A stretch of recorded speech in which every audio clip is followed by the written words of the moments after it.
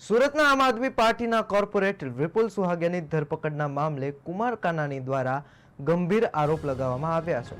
ભાજપના ધારાસભ્ય કુમાર કાનાણીએ આમ આદમી પાર્ટીને તોડ પાર્ટી ગણાવી પ્રજાનો વિશ્વાસ તોડવાનો આક્ષેપ કર્યો છે।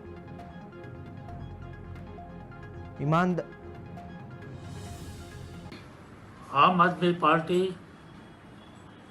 એ હવે તોડ પાર્ટી બની ચૂકી છે, કારણ કે જેનો નેતા અરવિંદ કેજરીવાલ, એના ધારાસભ્યો, અનેક નેતાઓ, એના મુખ્ય નેતાઓ ભ્રષ્ટાચારના કેસમાં જેલ ભોગવી ચૂક્યા છે, જેલમાં છે।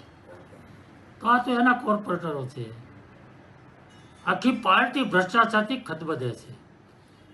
દુઃખ તો એ વાતનું છે કે વરાછાની જનતાએ એના પર ભરોસો મૂકી વિશ્વાસ કરી અને મત આપ્યા હતા। ઈમાનદાર પાર્ટી તરીકે એને મત માંગ્યા હતા, અને આજે ભ્રષ્ટાચારમાં ગળાડૂબ છે।